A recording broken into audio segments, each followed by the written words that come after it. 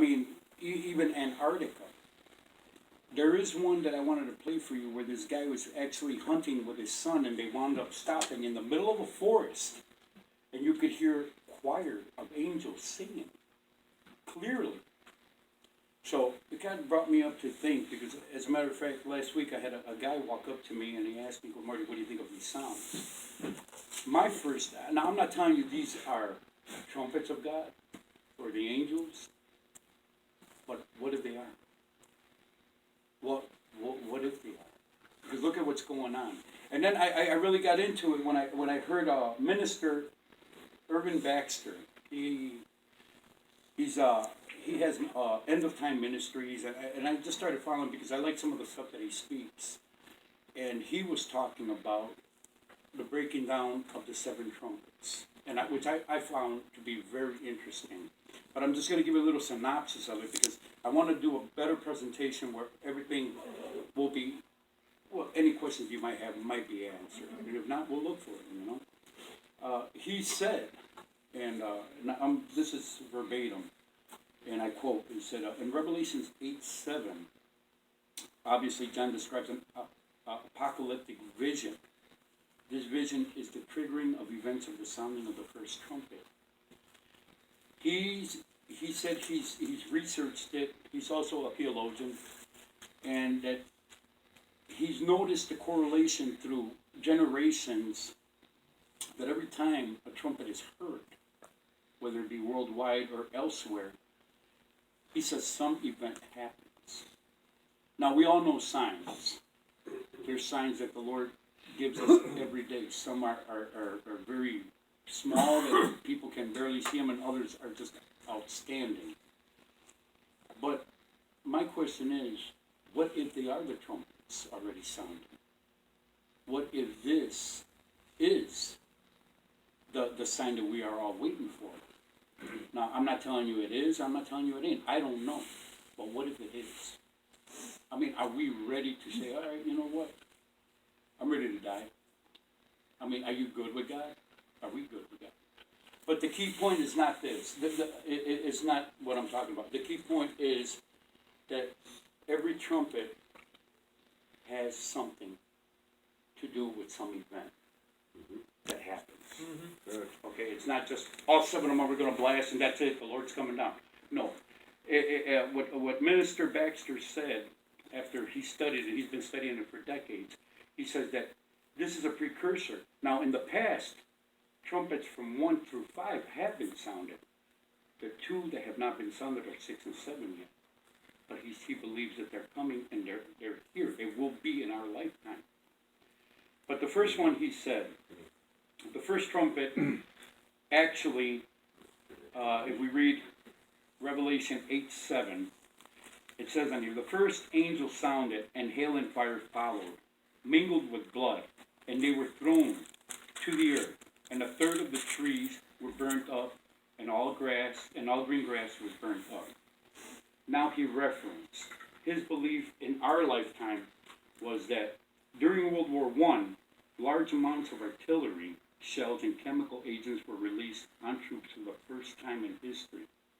Through modern warfare, killing over 8 million people both sides, burned vast tracts of land in order to eliminate the natural or man-made objects of their enemies or what they can use.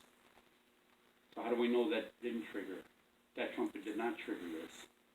But he shows the correlation between what happened and the Bible. And on the second trumpet, this is 8:8, then the second angel sounded, and something like a great mountain burned. With fire was thrown into the sea, and the third of the sea became as blood.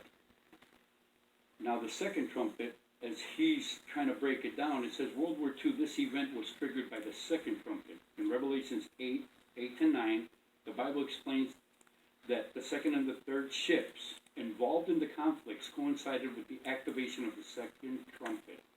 During World War II, in turn, a nuclear bomb dropped on Hiroshima, resembling something like a great mountain burning with fire, signs that was the new world.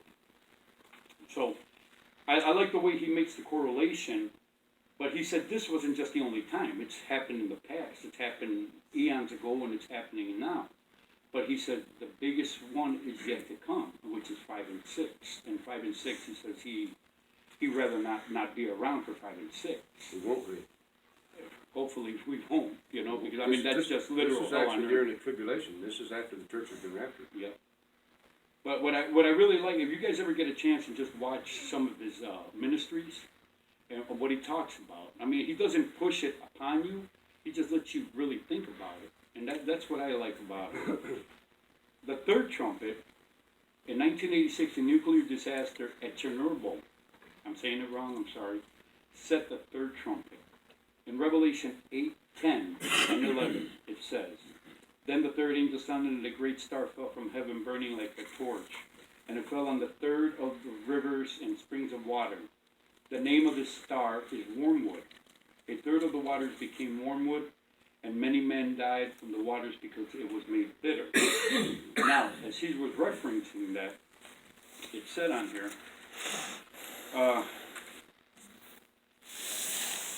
because of that sound, the trumpet, and because of Chernobyl, I think I'm saying it right, I may be wrong, but anyway, the third trumpet will sound before a star called Wormwood will fall and affect a third of the waters. By the way, did you know that the word Chernobyl in Russian actually means wormwood?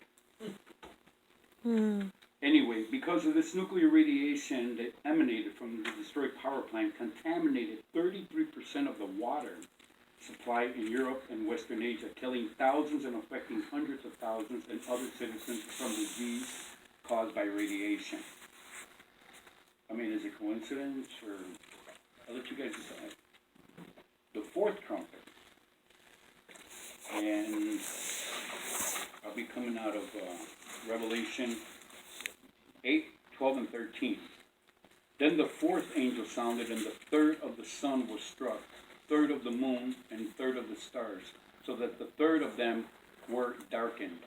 A third of the day did not shine, and likewise the night. And I looked, and I heard an angel flying through the midst of heaven, saying with a loud voice, Woe, woe, woe to the inhabitants of the earth, because of the remaining blast of the trumpet of the three angels who are about to sound."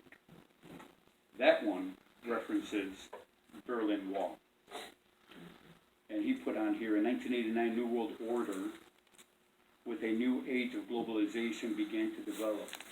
Ronald Reagan, president at that time, challenged Mikhail Gorbachev to tear down the wall. 29 months later, the fourth trumpet sounded. This is all precursors, like I said. Now, we can look at it, we can get scared, but why? But everything that we do today in society, there's signs, good or bad. And the Lord, like I said, many times the Lord will show us signs, or many times He will talk to us directly. But I'm just amazed at how He's picking all this up, and I'm like, it makes sense. Now, the fifth trumpet is actually Revelation 9:11. And they had a king, and they had a king over them, the angels of the bottomless pit, whose name in Hebrew is Abandon, but in Greek his name is, I can't even say that, Apollyon. Apollyon, correct.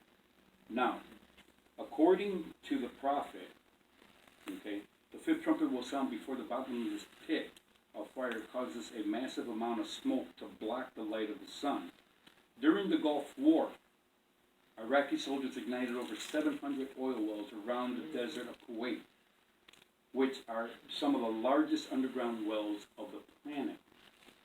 From these seamlessly bottomless holes in the ground, smoke entered the atmosphere and blocked out the sun for 3 months. By the way, Saddam Hussein, president at that time, whose name is Destroyer or Abandoned, translated from Hebrew, described in Revelation 9:11.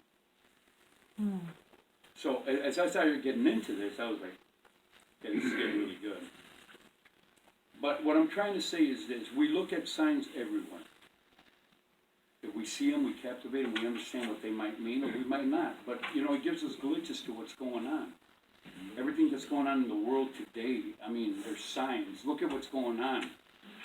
We're getting earthquakes where we never thought earthquakes would happen. Volcanoes that have been dormant for many, or you could say millions of years or thousands of years, whatever you want to say, they're awakening. There is a lake or an ocean, a part of the ocean in China right now that turns like blood. Scientists literally grabbed some and checked it. That would be in the other presentation I'm going to give. They grabbed some of this and they analyzed it. They said it was human plasma. How does that happen? God. He's angry at everything that's going on in the world. I believe we're actually worse than Sodom and Gomorrah with everything that's going on. But these are the signs. This is everything that's going on. Now, I've been studying it, and people just see me walking around with earphones on or whatnot, and they probably think I'm listening to music, but in reality, I'm gathering all this information. Something keeps pushing me to gather it. I don't know why, but it's just me. And the Lord has been working in me to gather these and bring it out. Make me understand better. I've told God many times, show me. Let me understand what you're trying to say. Now this, they go on here, he goes to continue and talk about, he goes through a big spiel, but I'm breaking it down. I'm giving you a synopsis of it. It says, now the 6th and 7th signs have yet to be sounded. Or have they been sounded? So Revelation 9:13 to 21 indicates that before a war is started near the Euphrates River, this waterway traversed Syria, Iraq, Turkey, and Iran. In the Mideast, 4 angels will command an army of 200 million individuals. Now, China is able to field 200 million soldiers. In addition, countries united under the Islamic faith have the ability to create an army of the same size. When the New World Government is established under the Antichrist, an event coming very soon will be in the midst of the Great War, and that will see abomination of desolation and the Great Tribulation. Let's break this down, real simple. Everybody's worried about Korea. Everybody's like, they're going to drop the bomb, what's going to happen? But you know what? We're taking our eyes off Iraq, Iran. We're taking our eyes off that. I believe that Korea is actually serving as a way to push our sights off of them. That's the danger. Whether or not, let's face it. Whether or not Korea does it, it's out of our hands. Only God knows. But what I'm trying to say is the end is here. Now, a lot of people say, well, I don't think so. God, one day to God is 1,000 years. No, it's here. It's written in the Bible. These signs are the indicators. Watch this. Be careful with false prophets coming under my name. And I've seen a lot of people, and I've asked the Lord, just keep the Holy Spirit in me, man, so I can see what is really going on. I don't want to be a doomsday minister, prophet, or whatever you want to. I don't. But you know what? We can only talk about the good things that the Lord does because the Lord does good things every day. Mm-hmm. But what about the stuff that's happening? This is sent by God. The irreverent word of the Lord is there showing us what to look for. So if our lives ain't straight, is it worth it? We got to buckle down. We got to sit there and say, Lord, forgive me for anything I can't remember. Just forgive me for all the sins. But I have a presentation, like I said. It's got to come in. I'm going to talk to Pastor Jim on it. It will be an hour and a half long. It'll be whenever you guys want. But it will bring everything that the Bible says is happening, whether it's the earthquakes, the seas turning red, the sky turning black. I think it will be a powerful presentation, and I know everybody will enjoy it. Can I just say something? Have y'all kept up with what's happening this week? With what? With NASA? No. NASA has found has spotted a mass that they don't know what it is coming toward this solar system. Oh, they talk about Nibiru? I don't know what they call it, but it's that thing that they said it's a different, that, whenever they take pictures of things out in space. More than ever. Mm-hmm. They don't call a storm or a hurricane anymore. They're calling it a super hurricane. Mm-hmm. Yeah. Super storm. They're calling it, I'm just amazed at everything that's going on. Places, my daughter told me just the other day, Chicago felt a 3.5 earthquake. Now, a lot of people are 3.5. We never had earthquakes in Chicago. There's a fault right through Chicago, right follow Chicago's out. There you go. Yeah, No. it goes from Missouri right up through there. It's really a bad one. It's called the New Madrid Fault. This last time it were real fit, the town disappeared. Mhm. I mean, So totally what's going disappeared. on? Not even any wreckage. There's also, I don't know if you've been watching it too, or many other people have been watching it. There is, they're wondering why lakes are drying up. The water of the ocean has dropped significantly. It's supposed to be getting deeper, but it's not. That's crazy, man. And now they're talking about, what is that, Yellowstone Park. I read There's that. this big volcano underneath it, and if it erupts, it'll be, I think, 20 times worse than Mount St. Helens. Yellowstone has already That was pretty erupted. bad. That's bad. Real bad. Yellowstone was created by an eruption, Exactly. And how long has it been dormant? 600,000 years. Everything's waking up now. And the New Madrid Fault has taken towns before, but back before history was recorded. And people would sit there, well, God's doing it. No? No, God is not doing it. God is allowing it to happen, but this was already prophesied way before Jesus walked the earth. It's crazy, right? But